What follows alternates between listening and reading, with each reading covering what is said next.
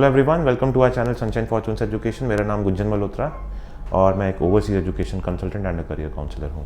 तो मैं आज आपसे डिस्कस करूँगा थोड़े से डॉक्यूमेंट्स के बारे में।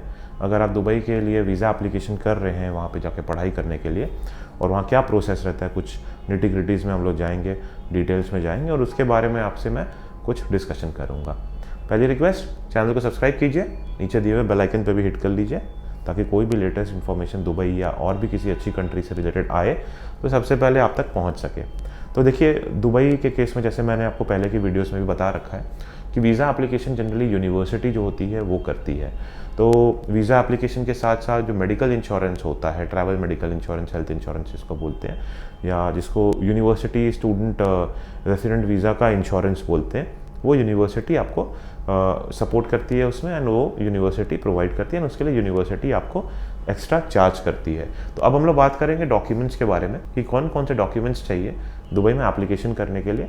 तो सबसे पहले तो आपको एक कंप्लीट स्टूडेंट वीज़ा फॉर्म जो है यूनिवर्सिटी आपको प्रोवाइड करती है, उसको फिल करना पड़ता है। इसके साथ साथ आपको सारे एजुकेशनल डॉक्यूमेंट्स जैसे 10th की मार्कशीट हो गई, 12th की मार्कशीट हो गई, इसके साथ साथ statement of purpose plus CV, resume, plus जितने आपके LOR हैं, लेटर ऑफ रेफरेंसेस हैं, प्लस अगर बैचलर्स वगैरह कर लिया आपने तो जितने भी एकेडमिक डॉक्यूमेंट्स हैं ये सारे, प्लस आपका जो पासपोर्ट है उसके फ्रंट का जो पेज है, पहला पेज, और लास्ट का जो पेज है जिसमें फ़ोटो होती है और जिसमें एड्रेस होता है, उसकी कॉपी, ये सब आपको प्रोवाइड करना पड़ता है। इसके साथ साथ अगर आप कोई दुबई में किसी को जानते हैं, UAE में किसी को जानते हैं, तो उसकी कॉन्टैक्ट डिटेल्स भी आपको प्रोवाइड करनी पड़ती है।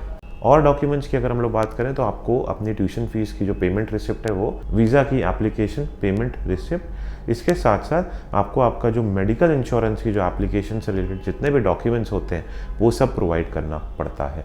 और डिटेल्स में अगर मैं जाऊँ तो मैं आपको ये कहना चाहूँगा कि आपको जो इनिशियली वीज़ा मिलता है दुबई में पढ़ने के लिए वो 1 साल का होता है। हर साल आपको इस वीज़ा को रिन्यू करवाना पड़ता है। प्लस जब आप एप्लीकेशन करते हैं और आपको अप्रूवल आता है तो आपको इनिशियली दुबई में एंट्री करने के लिए परमिट मिलता है, जिसको एंट्री परमिट बोलते हैं।